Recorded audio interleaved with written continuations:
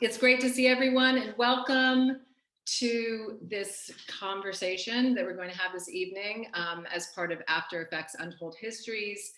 The vibe tonight is to be curious and expansive and associative and to think together through some of these histories.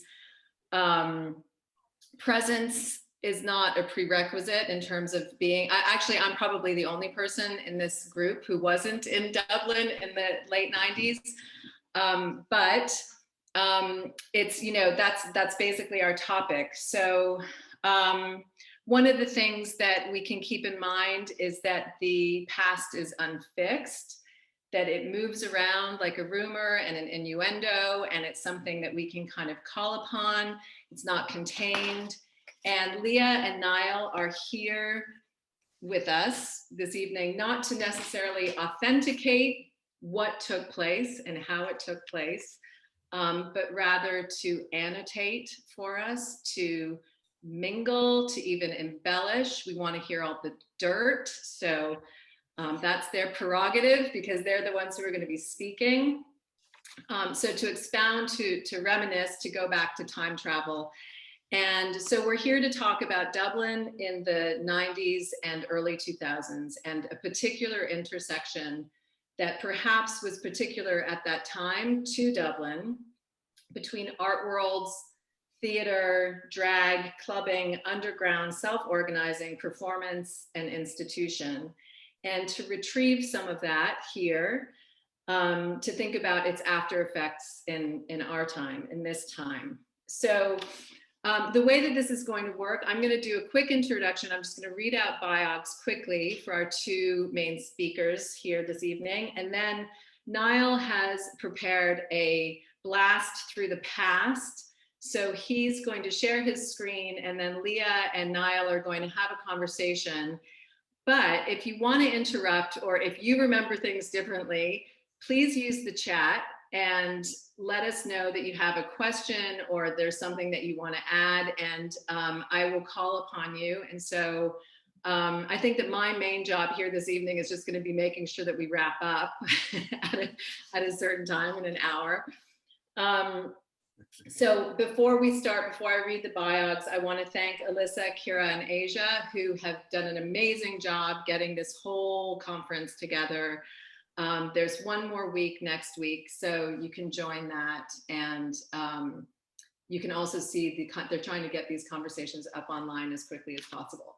So our speakers this evening, who are no strangers to anyone here, but I'm going to go ahead and read these bios. So Leah Hilliard is an artist, educator, researcher, and cultural programmer whose art practice is based in performance and the power of conversation.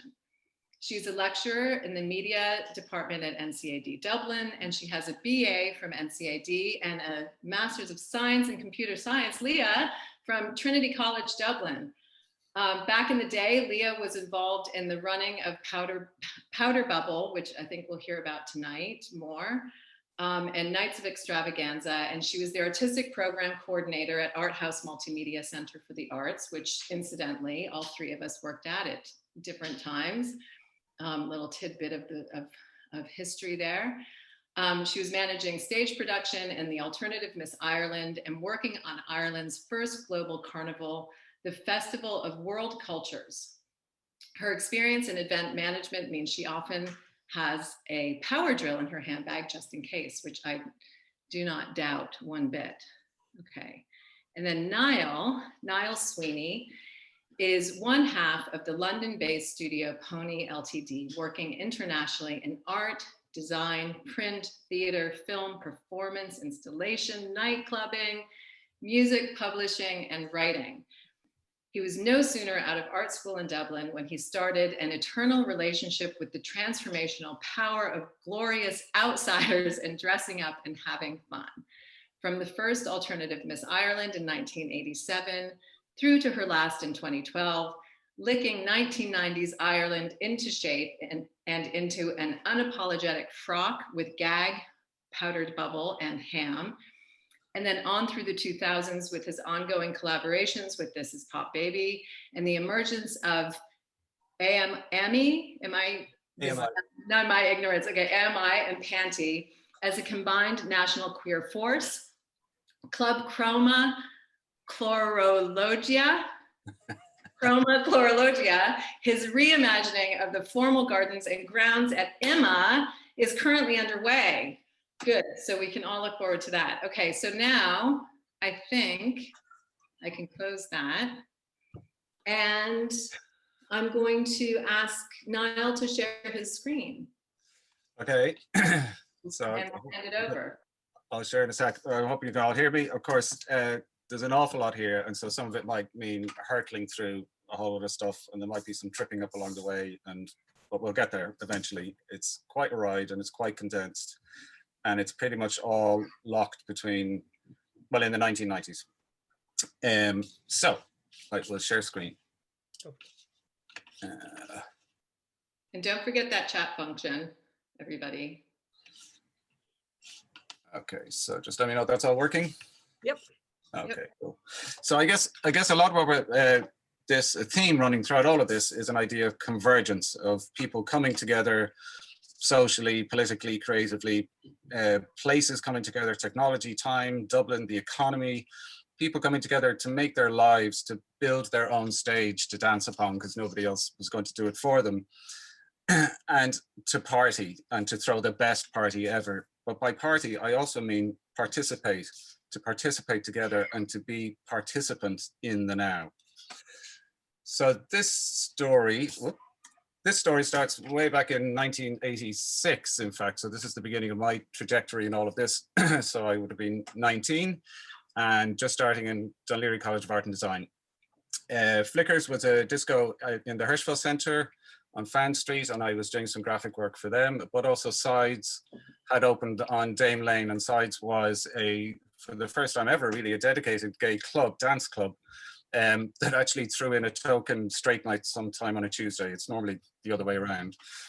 But I was already working, producing flyers and discovering the power of flyers and ideas around dance clubs and performance within them. So here I met Frank Stanley and started a long relationship with designing with him. He was the artistic director there and programmer at Sides. And we used to do a lot of parties, and a lot of parties that involved performance, that involved craziness, that involved building fountains on the dance floor, bringing in trees, bringing in Tony Walsh dressed as Margaret Thatcher on the back of a motorbike onto the dance floor. I mean, health and safety out the window. But this started, and actually this was called a political party, the night. But this really started and embedded in me this idea of the combination of dancing and the catharsis of what the performance can have in the middle of all of that, in the middle of the dance floor. So in 1987, Rebecca Tallon, who's now a HIV activist and advocate working in London, Frank Stanley and myself did the first Alternative Miss Ireland, stolen from Andrew Logan's idea that he'd been running for, I think 15 years already by that stage in London. And we pulled in everybody from Dún Laoghaire College of Art. That's Tom McGinty in the center. That's my our amazing friend Wendy Judge there on the left, and the winner Miss Isle on the right. And it was, this is a Dublin in 1987, so it's before decriminalization, which was still another 6 years away. And it was just incredible to me to discover all these people and I guess the energy and the input into this crazy creativity that wasn't really a drag show, because a lot of people would think of something like this as being that. It was a lot more than that, and though it involved elements of drag, it involved elements of politics, and it involved a lot of nudity, an awful lot of paint. Bizarrely, we had Linda Martin and Johnny Logan as compere and judges, and Mr. Pussy there.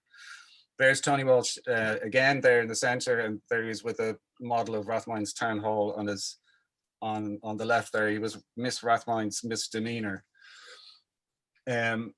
That summer, so I'm going to hurtle through a lot of stuff. So that summer of 1987, I went to Boston and I worked at Gay Community News in Boston, doing mostly the front covers. So they're at the top, but then redesigning the entire newspaper. And when I came back, Tony had already been making moves to set up an Irish publication of a similar kind and called it Gay Community News. So I started working with him on that.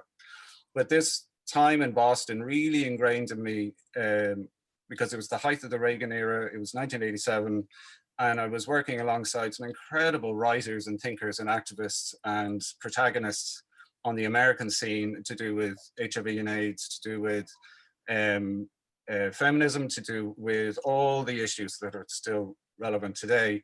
But it was America, so it was a super hotbed for these amazing thinkers. So it really cemented something, ingrained in something in me that in some ways has just been part of the whole structure. I mean, this whole beginning of this talk is sort of setting that, you know, later on, we didn't even have to think, oh, we need to be activists now, or we need to do this now. It was just there in our makeup from the start.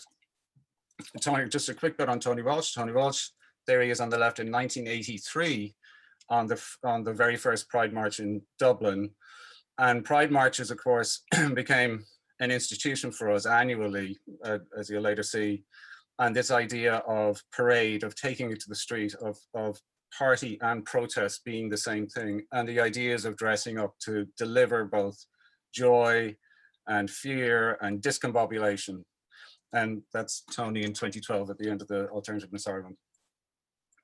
So and another kind of key piece on Tony is his ability, similar to what we're doing today. All the time, Tony captured materials, gathered them, kept them, moved them from flat to flat, and gathered together the Queer Archive, which in 2008 was brought into the National Library. And similar to what Niall was attempting to do through this series of conversations, is capture some of the sort of the hidden histories that haven't been captured to date. You know, I mean, it's so important. Tony's trajectory in all of this is actually just so important. You know, even just as DJ or nightclub enabler, and you'll just see his name will come up throughout. So I was in Dún Laoghaire College of Art and Design, and the year below me was Panty.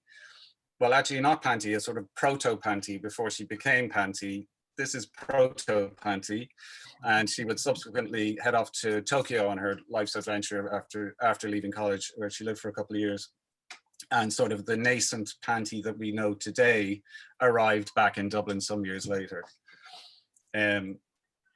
So we're hurtling around. 1993, I am now working with the amazing Mary Redmond in Trinity College Dublin in pretty much an experimental new media digital group, and just seeing what could be done with all this new technology. An amazing gang of people there. And Tony Walsh, again, stepped in through the door pretty much. He was setting up, or he had done a couple of club nights, but he wanted to really establish it in the Ormond print building down on the Quays, called Elevator. And he wanted us really just to do the graphic design, but we quickly realized that, well, we had all this technology, this is definitely happening. We were seeing other things happening elsewhere abroad. There's a club being set up which has performance at its heart, as well as music, as well as great music, different spaces, lots of possibility for what we could do there. So we kind of embraced that completely and which is some more of the flyers. I have no visuals of some of these events at all, other than flyers. So I know Mary is online here, but she knows this already. We used to secretly steal all the equipment out of Trinity College and take it down to the Ormond print building and do loads of projections, loads of blue screen, loads of live text work that was integrated with live performances that were going on with the music. So it wasn't just background dressing, it was fully integrated into the space and people running around. There was people pouring hot chocolate over themselves. There was just all the shenanigans that can go on in a club. Some really beautiful things came out of it. And of course, we bring all the equipment back into Trinity College fully cleaned and only slightly smelling of smoke and beer the day after.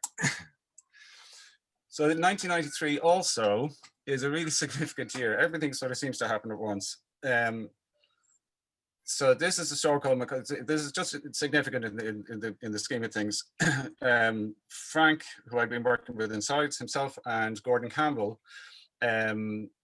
opened this huge store on Suffolk Street called McCullough's, in the old McCullough Pickett's piano, basically music store. this basically was geared at the new burgeoning youth cultures of music and clubbing and dancing and street fashion. So it was on all floors. It was clothing, shoes, whatever. But Anya van Gosselin ran a art gallery on the second floor, and I moved my design studio also into this building.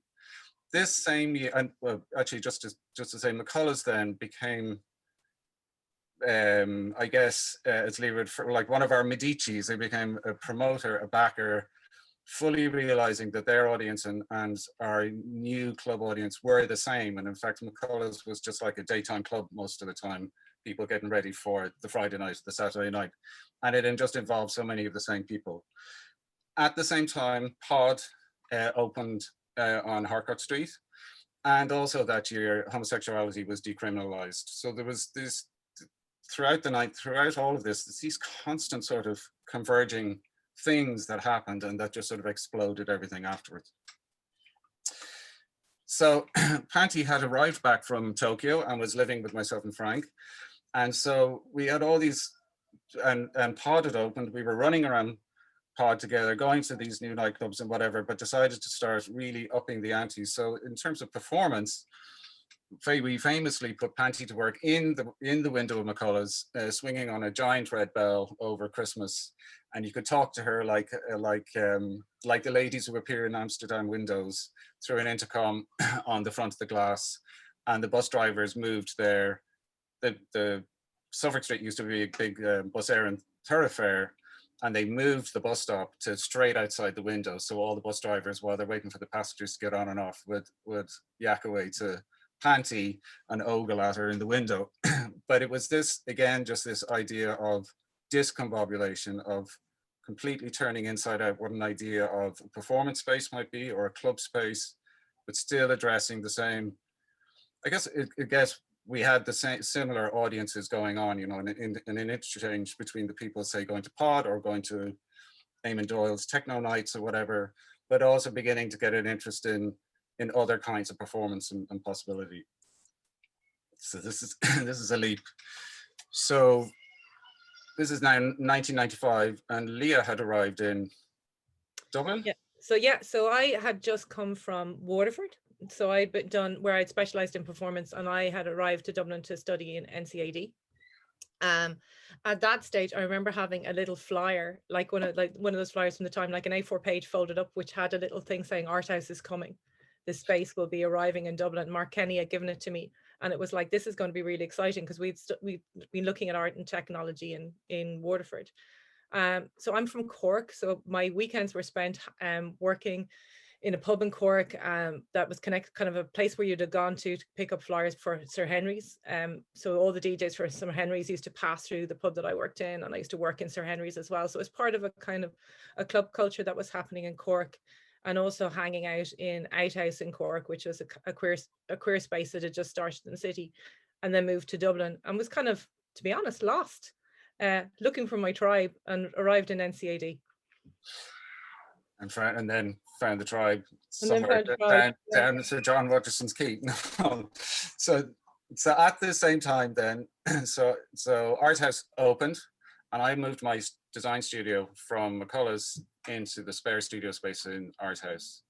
And from there, and myself and Rory then at the same time, we were getting bored with the club scene in Dublin. We were kind of getting bored with the gay scene in Dublin, because they were getting quite segregated and just sort of a little snobbish, and sort of there was that weird anti-straight and just strange thing, you know, these strange attitudes that creep in sometimes to I guess, to use a better word, minority communities. There are communities that are sidelined sometimes, and so something odd was going on. So we really wanted to shake that up. We were kind of really wanted to open a club that, you know, was exciting, was totally nuts, and would confuse and discombobulate the gays as well as everybody else. So of course we thought, well, let's start a fetish club, because it just seemed, well, it was kind of interesting to us at the time. We were young, and so we started GAG, and GAG was a fetish club, and it would require dressing up to enter.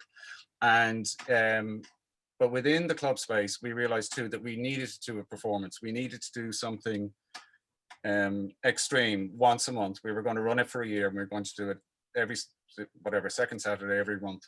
But something needed to happen that would release the crowd from any responsibility that or fear that they might have about being there, about dressing in the way they had, because we had, at the beginning, we had quite a traditional split between, there was the leather men down one side, there was the transsexual women on another side, there's maybe a couple of drag queens, maybe a couple of club kids, but it was almost like Ballroom of Romance where they were separated out. And then over time, we began to become discombobulated also by the kinds of fetishized dressing that people would come with. There was a lot of what we expected and a lot of states of undress, but it was even when these couples started to arrive wearing full tweed tennis outfits and only speaking to each other in Irish for the entire night, that we were like, okay, this is a brilliant buzz. There's something we don't even understand going on here. And it grew and grew and was extremely popular for a full year. At these, then, we used to do these performances, some of which I really can't go into detail on a live recording, but they were extreme, they were messy. Panty had spent a summer hanging out with Leigh Barry while he was in art college, and we took a lot of inspiration from some of those. There were pearls involved. There was some spaghetti ragu sauce involved at one point. It normally involved me getting covered in a whole lot of stuff, fluorescent paint, milk, whatever. And here's some fairly decent pictures of Panty turning me into a giant birthday cake at the final one. But what it did was, it was very obvious that as soon as we did that in front of everybody else, there was a sort of this click that happened, that it just, the place would be calm before it and it would just be crazy afterwards in a brilliant clubby way. So it was this idea of performance as catharsis and giving energy to other people. Really, it was a real discovery for us in all of this. And it's, I mean, Rory knew it already, Panty knew this already from performing and working in the clubs in Japan, how that can have an effect on the energy of other people. What we also did at this time was forged allegiances with people like Gay Health Network. And this will be an ongoing thing from then on, and with distribution of safe sex information, of condoms, of that entire program of health education for predominantly gay men, but not completely. So it was a lot of HIV education went on. And this, again, is a sort of a key thing that carried on throughout. This was also, this is down the keys, there's Tony again in the middle. This was our first own Pride float that we put together for, I've no other photographs other than this, unfortunately. So this is 1996, the first Pride float that we did with GAG, and then went on annually every year, pretty much up until only a couple of years ago, with a bigger and bigger float, whether it was through Alternative Miss Ireland or Panty Bar or whatever. But this, again, it was just really pushing this idea of taking ourselves onto the street in display, in this idea of it being a party of protest or a protest of party, and all those things that are kind of embedded really within the core ideas of a Pride March. So then God, we're running at this now. So then in the end of '95, Dublin AIDS Alliance, or sorry, I have to say, our great friend Trish Brennan had arrived back from travels and work abroad and arrived back in Dublin.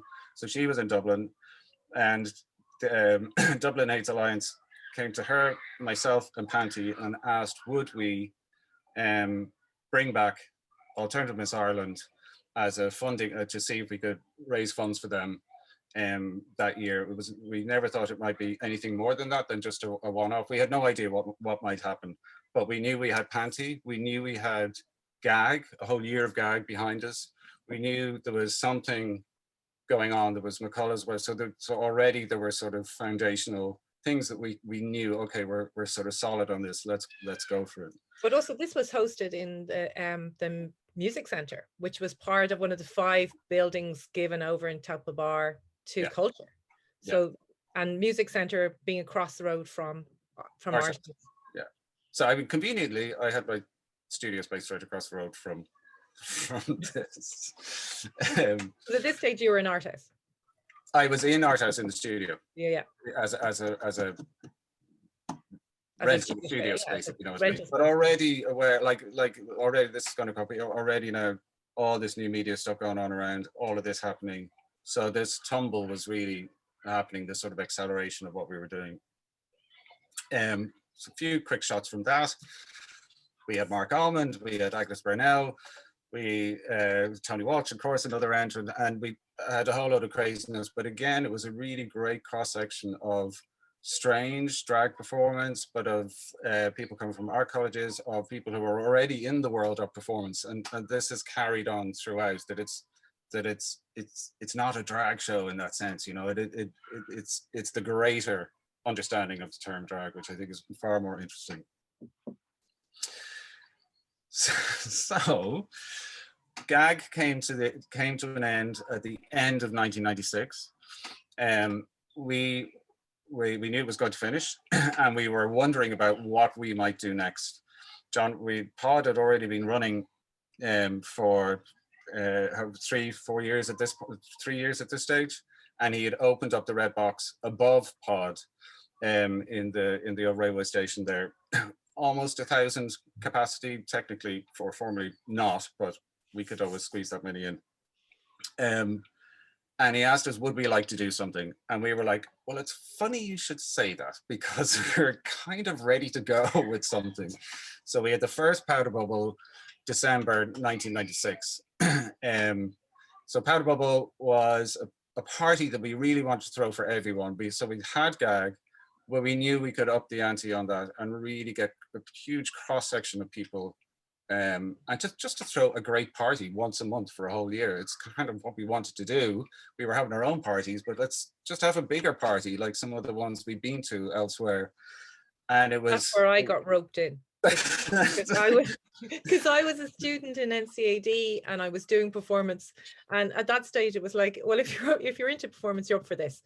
And it was like, will you come down, and we need go-go dancers, and we need people to, you know, glue people's eyelids. We used to have this again, health and safety, we used to have a makeup counter and do people's makeup in the dark, and which wasn't maybe the best of ideas, but through Tom Gleeson kind of got involved in Powderbubble, and it was the whole thing. It wasn't just turning up on the night, it was doing the flyer run, doing the setup, doing the takedown. It was this big community of people who were organizing a big night. Yeah. Like we would so we had a theme for each one. This was also a trigger for everybody everybody was required to dress up and to be as outrageous as possible within some kind of general trigger of a theme. Which would appear on the flyer. We used there was a lot of text triggers on the back of these flyers. The venue itself, we'd have full-scale models of basking sharks made from fluorescent chicken bar. We'd have a school of dolphins swimming across the ceiling. We'd have 1,000 lilies hung upside down. All these ridiculous things that we'd have to set up over the course of one day and then clear out the next morning. And it was— we had a bubble before it meant something totally different. We have very few. There are photographs out there, and there is some video. Unfortunately, none of it here, apart from a couple. So the audience then, or the participants, really, this was the whole point for us. We had performances going on. Patty would perform. Some people who were coming out of gag would perform. We had some music performance, as odd a mix as we could possibly do within sort of the context of something like this huge dress-up party. And the people who came really went for it, and it just became one of these most joyful, amazing— I use excessive in the right term, because everybody was present, everybody was participant, and the joy and excitement of and the build up to each month's event was incredible, and we were responsible for the great glitter shortage in Dublin in 1997. But also what there's Tony again in the middle, there's Trish, Tom, this is Kareem selling cakes upstairs. But this whole thing of just participation and joy and the build of that, and again, for all of us, it was the cross section of people. So we had barristers, we had club kids, we had you know, the full cross section and ages, but all of them dressed up. We had Pauline Cummings, we had Corn Exchange would perform for us. There was just this really interesting cross section of people, and Dublin was quite clearly ready for it and really embraced it. And I can pretty much claim that it did change people's lives, literally, and it sort of changed everything that came since. Just as a quick flash, that's me on the left, and there's Leah in the center with Panty on the right there. And that's Mark Dixon, Mark England, who is a designer, and we made those hats on my parents' kitchen table. And I was saying to Niall that one of the things that kind of fascinated me was we would do these events, but also there would be a whole other sort of structure of people who knew what was happening, who were sourcing stuff for us or helping out, or, you know, helping with the cleanup, or the sort of this big community came together to make this crazy. So this is where the AMI, what we call the Alternative Miss Ireland family, really, the year of 1997 coalesced, really. We'd had the one in the Temple Bar Music Centre, but over the course of the first couple of Powderbubbles, a lot of people came together because of what would happen next with Alternative Miss Ireland and all the things we would do next.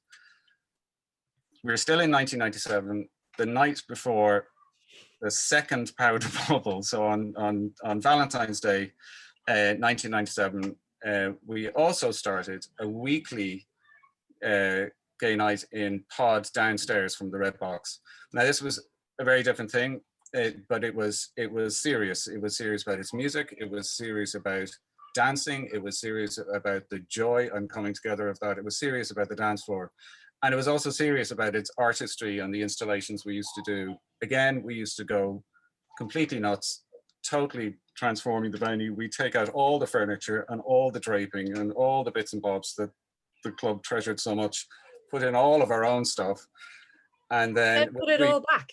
And then we had to put it all back the day after. But it would be bales of, we turned the bar into a Western cowboy campsite with bales of hay and hessian and whatever, and with projections. And then there were certain performances that happened, but really this was about creating a really great weekly nightclub. So this ran for 8 years, which became a sort of a spine and a backbone for a lot of the other events that happened around it. So this was every Friday for 8 years. But then once a month you ran Grizzle, which was a slight, just at the sort of opening of Ham, there was be a moment where there would be performance on the stage, which was much more open mic. And it's really where Panty started to practice, to bring out this monologue, this kind of she should do Moon Tour Panty, and she used to do these take a class.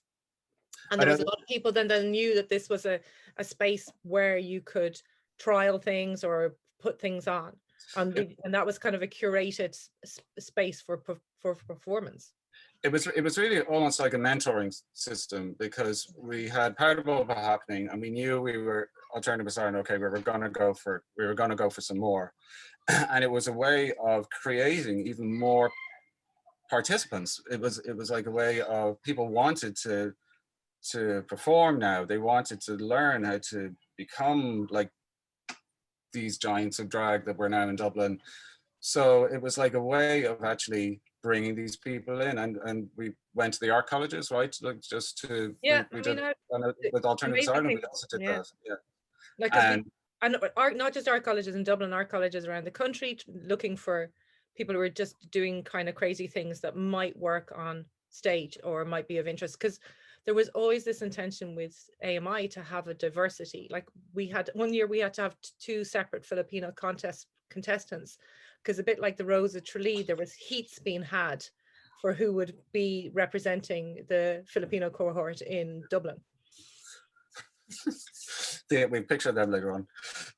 So this is still 1997. So in September 1997, pushing okay, so we'd had we'd had Powderbubble, we'd done Alternative Miss Ireland, but Powderbubble was still going on. We'd had an Alternative Miss Ireland by that stage, which we will come back to in Redbox. And we'd had these elevators in the past, and just everything that was going on with technology. I was in Arthouse with the studio, so this was all happening. And based on what .com bubble was big at that stage. The .com bubble hadn't burst at that stage. Well, that was it too. So we decided, let's take a slice through all of that now, everything we've kind of done, and converge all of that and see what happens. So we did another elevator. We brought in Eamon Doyle from D1 Recordings, and he got his Carl Craig from Detroit. And then we had we had performances. We built an entire Japanese apartment over the bar with scaffolding, which was fully furnished, and Panty lived in it as a geisha for the entire night. John Russia gave us all.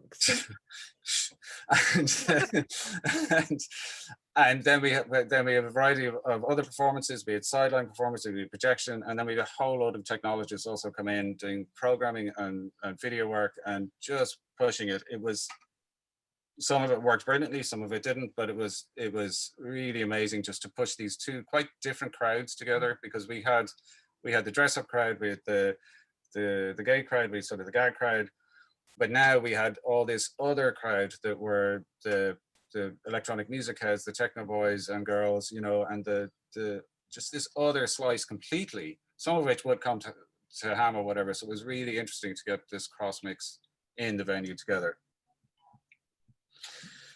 So just after that, at the end of that year, and then the beginning of 1998, myself and Leah took over the artistic program at Arthouse. And again, this, so while we programmed what you might call expected exhibitions in terms of a chain of individual exhibitions based around convergent technologies and new media, and facilitating new artists and experimentation, because on the outside we also had Nikki Gogan who just started the Dark Festival, the digital festival. There was an air of stuff going on. There were a lot of new kids coming out of, by kids I mean anybody younger than me, a lot of new kids coming out of our college. A lot of them we knew already from the clubs, and we knew there was a lot more that this building could do. So we kind of took this idea of convergence and even like an idea that say in Grizzle, where we sort of set up this idea of a sequence of experimental workshops and mentoring and so we knew smaller events. Yeah, so we knew we wanted to do a club night in Arthouse, but the space was very particular. So, and also we wanted to get people from outside Dublin, so we wanted to give people an opportunity to hang out in the space and get a feeling for it. So we ran a series of workshops called Seed, which did result in a kind of evening event, but that literally was the seeds for a bigger series of events which were called Aspidestra. But even at these, then we were able to, so we had local new and emerging artists, we had established artists who were trying out digital media for the first time in their lives, but also we were able to pull into this, because it was Arthouse, we were able to pull in some of the big international artists working at peers working at the time, and this really created a buzz. It was putting everybody on the same level and seeing what happened, and I think this was really exciting about it. But Arthouse had this kind of great, because of it having a cafe, it had this great space for convergence in it, where people would, where you would see people having meetings, hosting meetings, talking to each other, and it had this where it was in Temple Bar, you'd had people coming through, and even before we arrived in, you would have had Anne Seagrave doing things like Clubhouse that I would have been involved in before ever doing anything else in Arthouse. But this kind of, there was people came through the door. No, it was. It was the difficulty with Arthouse. It was a building that was originally established for sculpture, but then quickly moved into new media, and of course it was a glass building, so there was a lot of difficulty with an idea of new digital media, which relied a lot on projection and screens, but there were lots of ways around that. And one of the things we did was we wanted to do a big projection festival, So we thought, well, let's do it in winter because at least it'll be darker, and then we can turn those windows into screens. Again, I have not been able to find on my, I know they exist, but there are photographs of the building. There's a good point to say that a couple of years ago, I put out a call out for anyone who had stuff from Arthouse to basically cough it up, and a lot of it is available in Nival, because the feeling was it was just getting, you know, even as myself and I were preparing this, we were pulling stuff out of the attic. That thing of if it's not accessible to people, then they can't know about it, they can't look at it, they can't capture stuff. And even some of the stuff that I found from Freeze, amazing people showed as part of Freeze. I'll hurtle on. I'm going to, because I'm aware of the time. Yeah, keep going. So we're going to segue back only 1 year to 1997. And 1997 was the year when we did an Alternative Miss Ireland and Powderbubble on the same night. We thought that would work out. So we had the full Alternative Miss Ireland pageant happening, and then we were going to open the doors and let all the Powderbubble people in.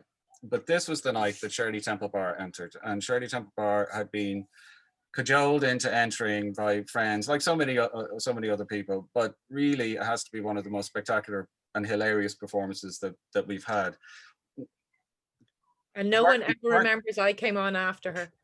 Partly because this was like this sort of crossing point now in this whole idea of the trajectory of Alternative Miss Ireland, and the place literally the lifted the roof, you know, and it was an unbelievably joyful abandon. This idea, the energy and what she was doing, and the energy that all these people used to bring to their performances, but Shirley in particular, there was just something that happened. And of course, all the poor people outside, the queue of another 1,000 people who we realized, of course, they're never going to get in. All they could hear was all this cheering from outside the building, and then had to get the bus home in their sequined underpants or whatever they were wearing. So we didn't try and force those two things together again, but it was really, this is a pivotal moment, I think, in the whole progression of Alternative Miss Ireland. Now, there really is no time, of course, to go through all of Alternative Miss Ireland and the hundreds of contestants and the hundreds of people involved, but let's just say that it was the most spectacular and really quite significant, certainly moment for me in my entire life in what we achieved. But we moved from the Red Box into the Olympia Theatre in 2000 and stayed there for the next 12 years. So it happened every March. And every year it just seemed to get bigger and bigger. The contestants got better and better. Again, it was still like this amazing cross-section of hardcore performance artists, of new drag queens on the block, there's David McDermott down there on the right-hand side. You know, just about this idea of celebrating ourselves, but then there was a lot of political activity on stage. There would be just also a lot of fabulous silliness on stage as well, and beauty, and then just this catharsis. And of course, it famously got to be known as Gay Christmas, as this sort of idea. It's when we all got rebirthed through this pivotal moment of the year, and all these gifts of these new saviors came to save us on stage. You know, I mean, I always have this theory that drag queens, but also the kind of performers we have, they're like early Christian Virgin Martyrs. You know, they can solve our problems. They have magic body parts. Sometimes they have pastries, you know, so and they allow us to get rid of all our ills by exposing and telling us their own. And also that, I think that transformative thing was very much that there was this relationship both between the performers and the audience, because these weren't, in some cases they were professionals, but the majority of people who ended up on that stage, it could have been their first time out. Like Sinead Burke was 18 when she won. Yeah. She said she really wasn't a stage kid. She had a huge entourage that supported her, but like that, the audience were there for the performers. They were there in a way to support them and to get them through the night. And of course, all of this, and I haven't really mentioned Panty except at the beginning, of course, all of this trajectory, you know, Panty's, like in the introduction, Panty's emergence as a national queer force, and how Alternative Miss Ireland itself and the combined forces of these hundreds of people who used to come together voluntarily once a year to do this production.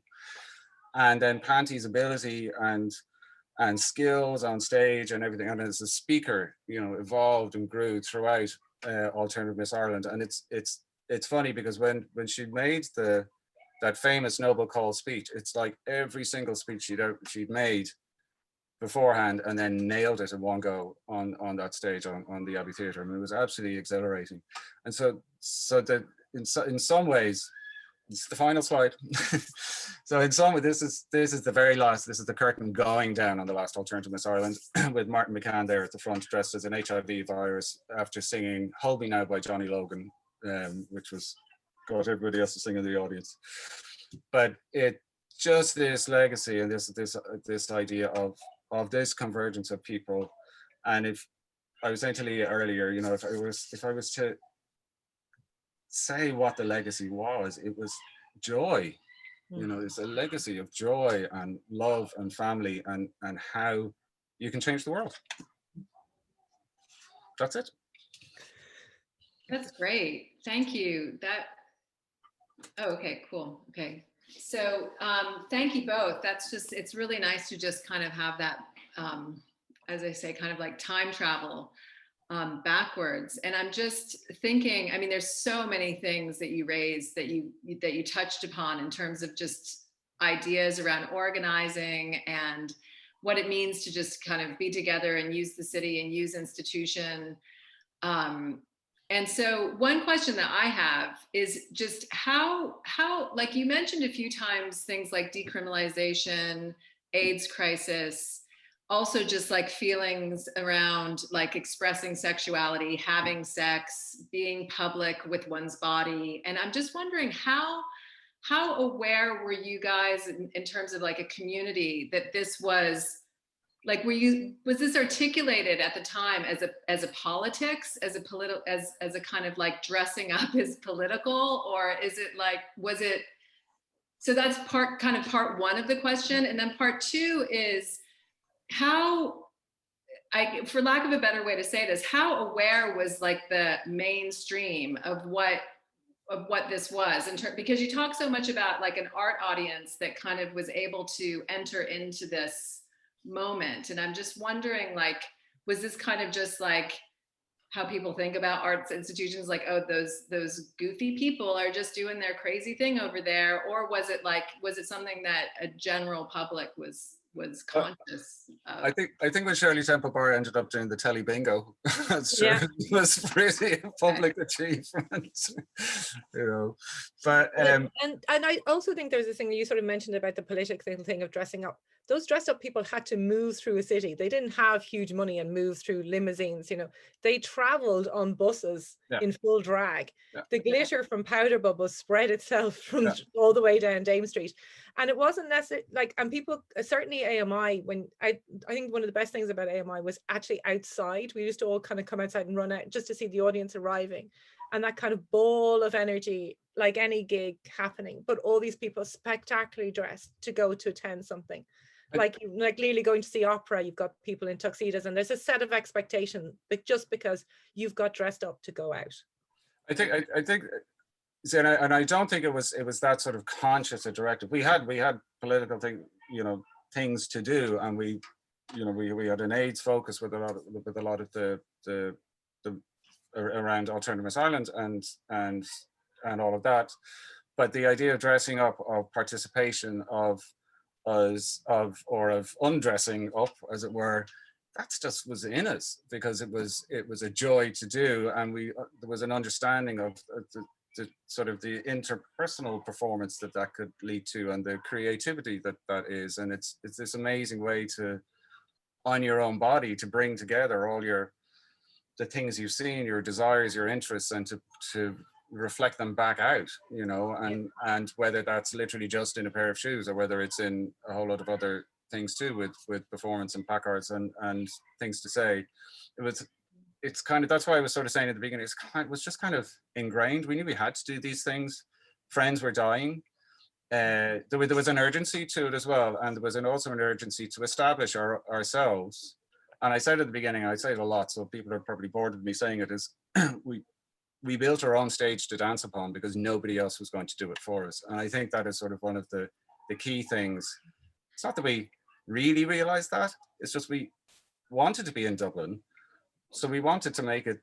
We wanted to have this great time and make it the best place, but not in spite of, like, not sort of to make do. It wasn't like, oh well, this is good enough for Dublin. No, it needs to be good enough for us. So it just had to be the best and the most fun, with a very Irish twist on it, which is what is particularly nice about it all. Yeah, I mean, I think that there's something there in terms of even just the context of this sort of symposium and this idea of after effects and what legacies are left behind. And you said really nicely, Niall, like one of the legacies is joy. But then, I mean, then I have a hard time trying to locate where that joy actually is today. I know.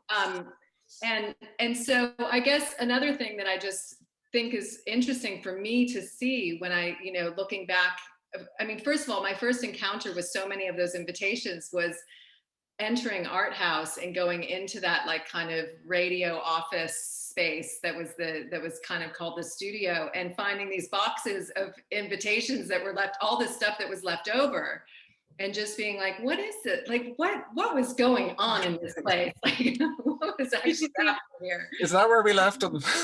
Yeah, there's an invitation for AMI appeared on Twitter during the week, and it appeared in a London hospital. That's right.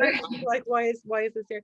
But there's these residues that so there's that residual. But I also just think that. But I think that piece of joy that you kind of go, where is that was in a transformation, and it wasn't just in the sort of transformation of spaces. It was in that transaction that happens. If you've dressed up beautifully and you arrive in someone's space, goes, oh my God, you look amazing, and you knew that you were going to walk into space where people would react to you. And that the fact that you were going to have this extraordinary experience was because everyone was making the effort for it to be extraordinary and rarefied. Yeah, I mean, it's also, it occurs to me because I moved to Dublin in 2000, and it was kind of like, people were starting to just become aware. I mean, Celtic Tiger and all of these kinds of terms were circulating, but there was still this thing of like, where people were kind of saying, if we had money, think of the amazing things we would do with it. And then unfortunately, what people ended up doing is all the boring things that people do whenever they get money, which is like buy bigger cars and houses and stuff. And so there's something about this kind of idea of an optimism. I don't want to, that sounds really nostalgic, and I don't mean it that way, but I mean it like in terms of a kind of a way to gather around institution where like, it's not about handing the institution over to a group of people. Like, you are the institution. Like, you were the ones working at Arthouse. You were the ones who were like harnessing new technologies. I mean, Arthouse was a really interesting place because there was so much optimism around what we used to call new media, and this idea of what that could actually open up. So it's in some ways it's kind of hard to look back too, and to think like what isn't available now that was available. But if you think about it right back to the start, what wasn't available at the very start was social freedom, was the dance floor spaces, was even the venues or whatever. But we found those. I know that's harder now because Dublin was in bits, so there were a lot of empty spaces, There's a question here from Stephen Quinn that really relates to this, where he's asking, what are your thoughts about the availability of space? So the relationship maybe of space that's maybe even when it's not being used, unused. There's so much unused space in Dublin right now too, but it's kind of owned, and it's. So the difference is that space when we were starting out with the clubs, even with places that were venues, but like say Columbia Mills down to John Rogerson's Quay or whatever, buildings at that time weren't investment opportunities. They weren't they weren't still making money by being vacant. They weren't, the whole banking thing hadn't happened. So the idea of what a building is and what it could do, it has been completely transformed. So people don't like you doing those things in buildings anymore. They don't see it as a valid thing because they think it might disrupt the value of their long-term investment plan on the building. And to a greater and smaller extent, obviously now there's many other factors coming in. But it also kind of relates to, I mean, sorry, because I keep talking about Arthouse, but like this idea of like what a space is meant to be used for, and and I feel like in some ways that's not as available. Like there's a lot of expectations around what certain institutional spaces are meant to be for, and even the audiences. Because I had this thing where when I came to Dublin, Maurice O'Connell had come to Waterford and had said, you know, you should join the Sculpture Society of Ireland. And I was like, well, why would I do that? They're based in Dublin. He goes, well, when you go to Dublin, you can leave your bag there. Like if you pay membership, you should have certain set of expectations of the space. And Arthouse had the thing where people were, you know, signed up to be kind of members of Arthouse, and people used the space. Like they would, like why I met Michelle Darmody was she was up from Cork and wanted to leave her bag somewhere, you know, and it was that kind of there was a kind of, you know, like that it was a drop-in, like a drop-in center sounds wrong, but people came, used it. They felt that that institution was something they could use. And I think that kind of spaces existed all over Temple Bar and all over Dublin. And I think there's, as Niall was saying, that those buildings now have changed and there's not that kind of porousness to them. I also think it's the way the way social interaction has changed, and the need, like when we were starting out, you needed to know where the flyers were. You knew they'd be in McCullough's. You could trust all those flyers. You knew you could go to whichever. And you needed the flyer. And you like got on a bus. To get a discount to know what to wear. Like you know, you wanted it. And so there was and this was the only opportunity. So there was this great trust and bond built between people who were doing the events and the audience, because you had to deliver on this promise. Where I guess I don't really want to get into thing where I say, well, now people don't hold on to that promise, but it's just the way social interaction has changed. And there aren't, this last year aside, there just hasn't been the spaces. There hasn't been the dance clubs. You know, dancing has changed. The way people go out changed. Quite a lot of things shifted. There's also a relationship. I mean, I think that the relationship that both of you had to art school, to art college, and I'm thinking about the kind of like what it means for an institution to sustain itself. It's based on this idea of a community, right? Like a community of students that's kind of, that we maybe take for granted as something that's continually replenishable, right? Like there will always be a bunch of people who will show up to this stuff. And do you have a sense now, like in terms of this idea of Aftereffects, do you have a sense now of, you know, how some of that, the legacy of kind of like self-organization, of like just using what's to hand, but also, I mean, I really like the anecdote of kind of using things, borrowing things from Trinity so that you can do your thing, and, you know, then that's actually okay. It's not something that's but it's also, I think this idea of institution and a building in itself. And I think when Arthouse happened and all of that happened, there was this idea that we could make a box, we could plant it in the space, and somehow it would all happen from the top down. And that's not true. You need the institution of the people around it. I mean, my favorite institution is the people of Alternative Miss Ireland, the family of Alternative Miss Ireland. We didn't need a building per se, we needed a stage, but we moved to that stage and we brought all that energy from one place to another. And I think that's something about arts institutions, or about maybe a new idea of an institution that isn't an institution. It is just a building. It's a box, you know, or something like that. But of course, the way funding works, you have to define what it's going to be. You have to put in your applications, you know, and that actually restricts what you can do. Whereas what we were able to do was do the opposite of that. We had the generosity of people like John Reynolds and Gordon Campbell and the different and the Olympia Theatre, who basically did just say, apart from all the health and safety issues, did just say, do your thing and I will support you. Did people start expecting stuff of you? Like, did people start to? People thought we were minting it for a start. And we used to get a lot of complaints about that. And there's no way, like, because we were just looking at that photograph at the end of AMI, and you look at all those people who worked on it and who volunteered.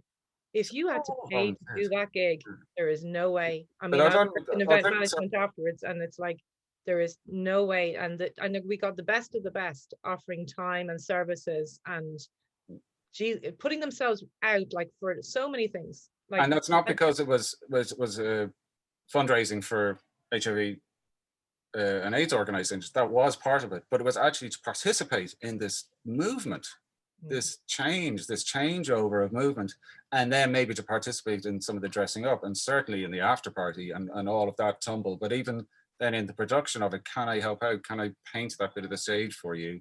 You know, just to be part of this incredible thing that was happening. I mean, it's kind of unheard of for a country the size of Ireland or a city the size of Dublin. Whenever we bring some of the East London drag queens over or whatever, they would be gobsmacked. The scale of it and the involvement, and also the cross-denominational, polysexual, color, shape, size, age, whatever. They were absolutely gobsmacked at that. But that's what made it particularly Irish for me and gave it its edge. It was very embracing in all of that. And I think, unfortunately, you don't quite get that from an arts institution or from an institution. You know, it's very hard to kindle that, because everything is so defined and needs to be checkboxed, controlled and measured and reported after, and that makes it impossible, you know, to truly create something. I mean, it's also kind of curious thinking about, Leah, you know, the course that you teach on, and this idea of like media and performance and theater, all of these intersections that you touched on definitely in your presentation, like and how that translates also, like what access there is there now for young generation. Yeah, and like, I mean, even just to go back to the format of where we are right now, talking to each other on kind of Zoom, and the lack of audience, and trying to, you know, I think that was a big thing. You know, a lot of it was about being in search of an audience and finding an audience. And I think it's that, you know, that we have, in a way, legacy stuff is even more important now, to talk about the scope of what is available to people. I think also, we didn't touch on, and it kind of came up in Niall's slide, you can see there's very little documentation of some of the stuff that happened in Arthouse, Elevator, crowds, because people didn't have phones. Yeah. So that really was a much safer space to be explored. Sort of, you know, yes, there was a photo booth. You could choose to go there and be documented. But if you were very private but needed to express yourself in a particular way, you could do that. And you weren't going to be documented ad infinitum.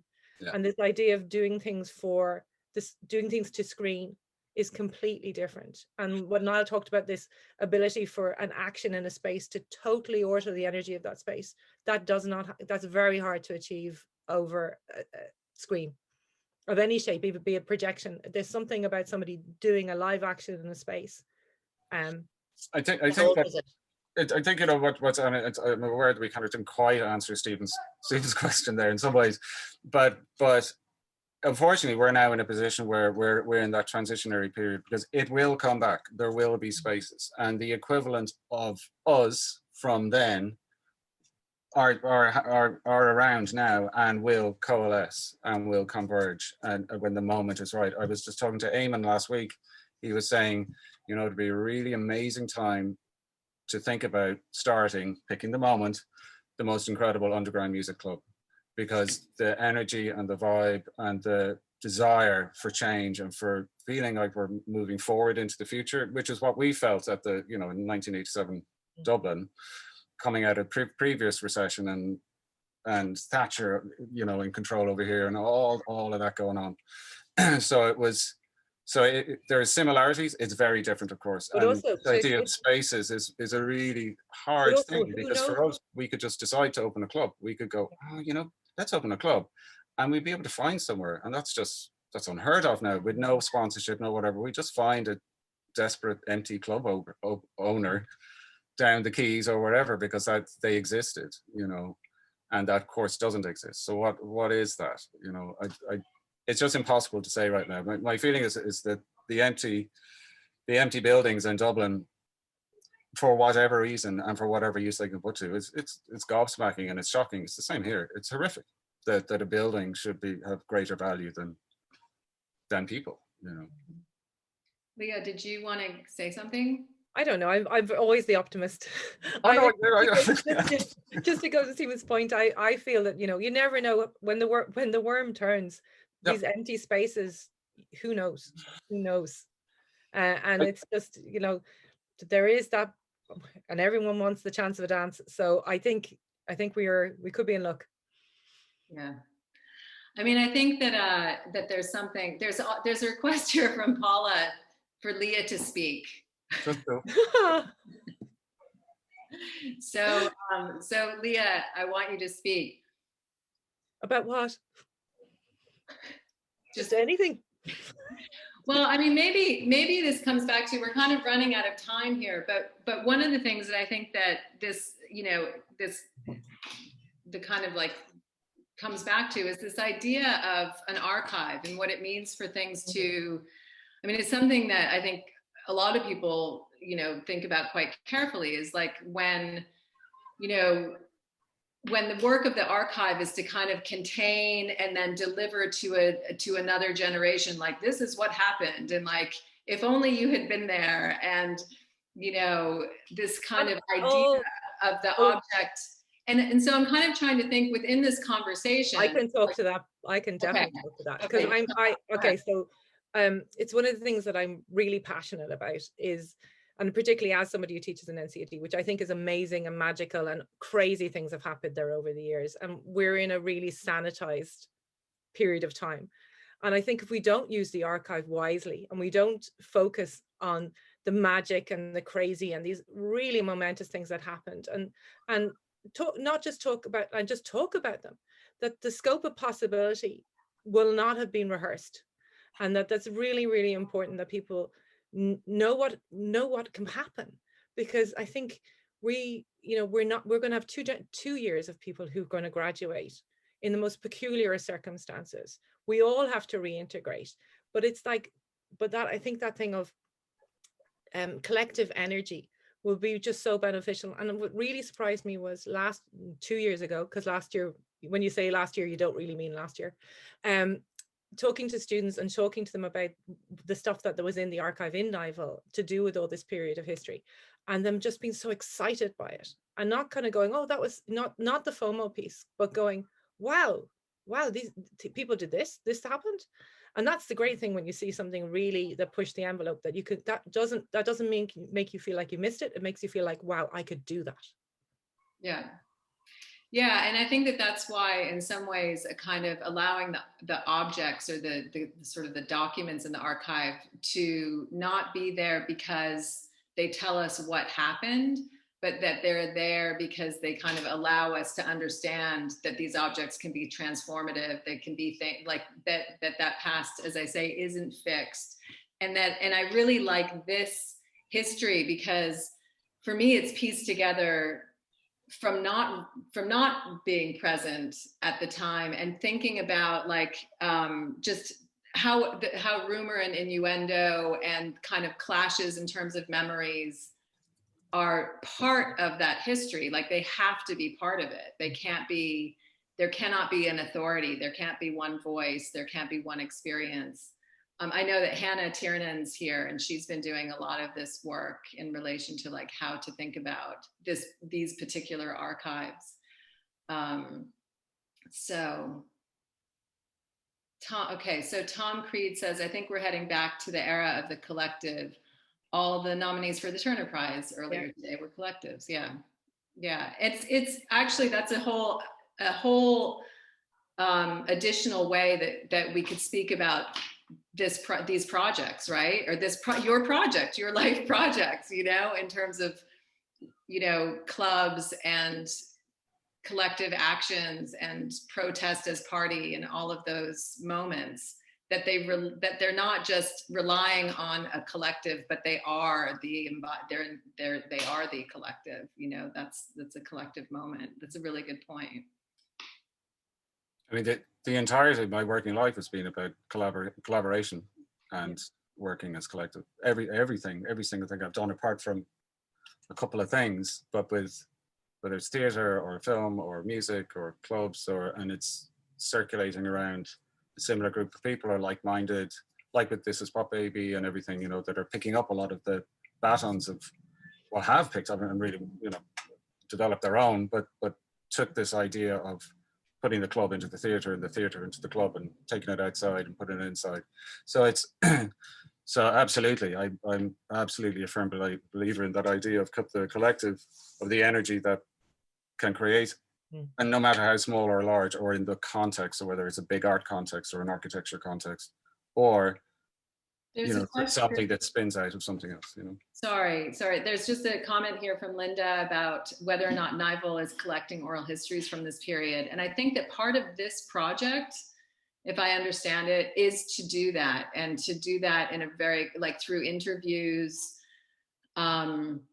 with artists, and also, but one of the things that has come up is, you know, it actually goes back to Stephen's question, is that since so much of this history isn't an institutional history necessarily, we can obviously see the intersections with different institutions, which is also really interesting. Trinity, Arthouse Project, you know, all of these lines that run through things, but that it's not an institutional history, and that it hasn't necessarily been archived by the institution. And so, but then if you go to the artist as the source, you get a very particular type of history. So how do we affirm that collective history in this moment, and the clashes and the things that don't, you know, when people don't, you know, it's not about like a consensus in terms of this is exactly what happened, this is the past. And Turner Prize, Array Collective from Belfast. Yeah, I saw that. So, which is interesting. Yeah, it's a cultural history. I think that that's a good point that Linda's making in the chat. Yeah. So I'm aware, my job is like I'm supposed to like end this. And so, but I want to make sure that if people have questions and just, or comments even, because it's nice to have it, to hear what people, you know, just kind of a response to what was presented, or this idea of how to collect. It's impossible. I mean, I have to say it's impossible. I mean, because even going back through this conversation, the people that passed through, that, you know, that there was connective tissue with so many different things at that time, so many different people passed through all those events and organizations. But I think that's the amazing thing about it. Yeah, I mean, it's definitely warrants more than an hour conversation. Yeah. But I think that what's really nice about this as a starting point is I think it is a starting point. I don't think that the conversation ends here. And I think there's obviously people even here gathered who are working on these histories in different ways. And I guess it can, you know, it's also the question is, what is the archive for? Is it for people in the future to just be able to say, look what happened? Or is it actually for us to be able to talk about it, to like reactivate it, and to reactivate that past? So I just want to ask if there's anyone Linda King, can we unmute our microphones for final comments? That's a very good idea. So please unmute. I didn't realize that everyone was on mute. So yeah, unmute. And if people want to, Linda.